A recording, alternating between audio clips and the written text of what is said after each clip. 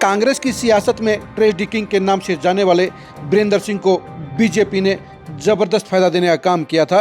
BJP ने जहां वीरेंद्र सिंह को सेंटर में मोदी की सरकार में मंत्री बनाया, वहीं पर उनके बेटे बृजेंद्र सिंह को सांसद बनाया और पत्नी प्रेमलता को विधायक बनाया। लेकिन वीरेंद्र सिंह का इससे पेट नहीं भरा और जब उन्हें इस बात का एहसास हो गया कि बीजेपी की सरकार जाने वाली है और कांग्रेस की सरकार आने वाली है, तो वो पलटी मारकर कांग्रेस में वापस लौट गए। हरियाणा की सियासत में वीरेंद्र सिंह हमेशा से ही सीएम इन वेटिंग रहे हैं, लेकिन कांग्रेस में आज की तारीख में उनकी हैसियत क्या है वो जिलाध्यक्षों की नियुक्ति की प्रक्रिया में जग जाहिर हो गई है। वीरेंद्र सिंह की फैमिली इस मामले में पूरी तरह से एक्सपोज हो गई है।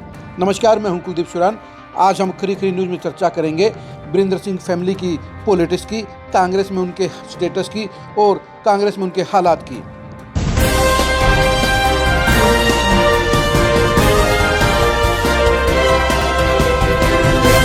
वीरेंद्र सिंह अपने आप को कांग्रेस के सबसे बड़े नेताओं में गिनते हैं। उन्हें ये लगता है कि उनके साथ हमेशा नाइंसाफ़ी की गई।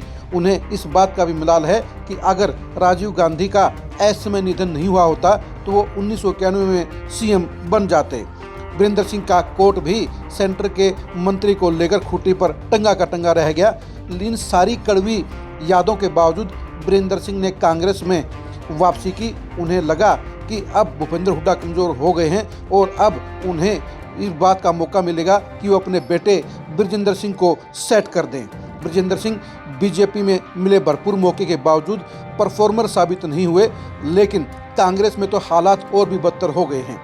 जिलाध्यक्षों की नियुक्ति में कांग्रेस के जितने भी बड़े नेता हैं उनमें वीरेंद्र सिंह की फैमिली सबसे फीसदी चल रही है।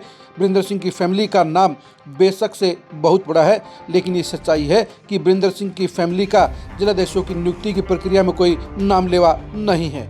यानी वीरेंद्र सिंह की फैमिली की सिफारिश करने वाले, चाहने वाले नेता ढूंढे से भी नहीं मिल रहे हैं। जहां दूसरे बड़े नेताओं यानी भूपेंद्र हुड्डा और रणदीप सुरजेवाला व शैलजा का आशीर्वाद चाहने वालों की कतार लगी है, वहीं पर वीरेंद्र सिंह फैमिली का आशीर्वाद चाहने वाले तलाशने से भी नहीं मिल रहे हैं। सबसे बड़ी बात यह है कि जो जींद जिला भूपेंद्र हुड्डा फैमिली का अपना जिला कहा जाता है, वहाँ भी वीरेंद्र सिंह के नाम पर पॉलिटिक्स करने वाला कोई भी नहीं है।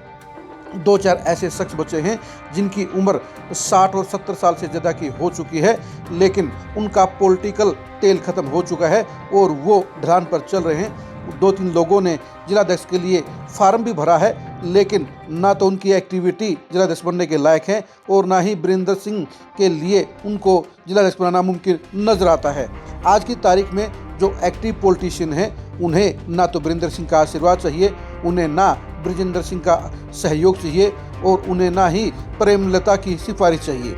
यानी परिवार के तीनों ही मेंबर कहने को बड़ा सियासी स्टेटस रखते हैं, लेकिन कांग्रेस की ताज़ा सियासत में इन तीनों के लिए कोई भी जगह नज़र नहीं आती है, क्योंकि सभी नेताओं को इस बात का पता है कि अगर वीरेंद्र सिंह के सिफारिश के जरिए जिलाध्यक्ष पाने का प्रयास किया गया तो भूपेंद्र हुड्डा सबसे ज़्यादा नाराज़ होंगे, वो खिलाफ होंगे और अगर उनका नंबर मेरिट में भी बन रहा होगा तो भी नंबर कट जाएगा। यही वजह है कि अधिकांश नेता वीरेंद्र सिंह की फैमिली से दूरी बनाए हुए हैं। इस सारी प्रक्रिया में अगर कोई नज़र नहीं आया है तो वो बृजेंद्र सिंह हैं। बृजेंद्र सिंह कहने को तो प्रदेश के पूर्व सांसद हैं, लेकिन ये सच्चाई है कि वो पिछले 6 साल के दौरान सियासी तौर पर अपने आप को परफॉर्मर साबित नहीं कर पाए हैं। कांग्रेस की पॉलिटिक्स में भी उन्हें 1 साल से ज़्यादा का वक्त हो गया है, लेकिन कांग्रेस की पॉलिटिक्स में उनके लिए कहीं भी कोई एक्टिविटी नज़र नहीं आती है। वो मीडिया से बातचीत करने के अलावा फील्ड में गायब रहते हैं और यही वजह है कि उनकी पॉलिटिक्स आज की तारीख में जंग लगी हुई नज़र आ रही है। यानी जहां एक तरफ वीरेंद्र सिंह बुढ़ापे में भी अपने आप को एक्टिव दिखा रहे हैं, वहीं पर उनके बेटे बृजेंद्र सिंह एक एक्टिव पॉलिटिशियन के तौर पर पूरी तरह से फ्लॉप साबित हुए हैं। प्रेमलता को भी बेशक से बीजेपी ने विधायक बनवा दिया था, लेकिन सच्चाई है कि वो उचाना से बाहर कहीं पर भी नज़र नहीं आते हैं।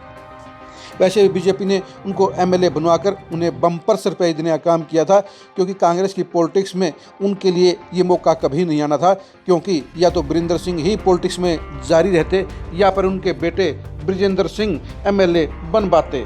लेकिन कांग्रेस की बजाय बीजेपी ने पूरी फैमिली को ही एडजस्ट करने का काम किया। लेकिन कांग्रेस में वापसी के बाद तीनों के तीनों मेंबर आज की तारीख में हाशिए पर पड़े हुए हैं। और बेशक से राहुल गांधी ने चंडीगढ़ की मीटिंग में वीरेंद्र सिंह को स्टेज पर बुलाकर उनको रसूख मान सम्मान देने का काम किया था, लेकिन ये सच्चाई है कि फील्ड में वीरेंद्र सिंह का आज की तारीख में कोई नाम लेवा नहीं है। उनके साथ साथ उनके बेटे और पत्नी भी आज की कांग्रेस की सियासत में पूरी तरह से मिसफिट हैं, यानी उनके लिए कहीं पर भी पॉजिटिव सिग्नल नहीं है, उनको चाहने वाले नेता नहीं हैं, उनकी सिफारिश चाहने वाले दावेदार नहीं हैं।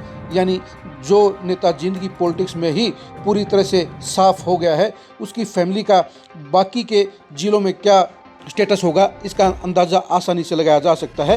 आप वीरेंद्र सिंह फैमिली के सियासी भविष्य को लेकर क्या सोचते हैं, कमेंट करके जरूर बताइए। वीरेंद्र सिंह के बेटे ब्रजेंद्र सिंह सियासत में क्यों फ्लॉप हो गए, इसका कारण भी जरूर बताइए। आप हमारे फेसबुक पेज को फॉलो कीजिए, आप हमारे यूट्यूब चैनल को सब्सक्राइब कीजिए। नमस्कार।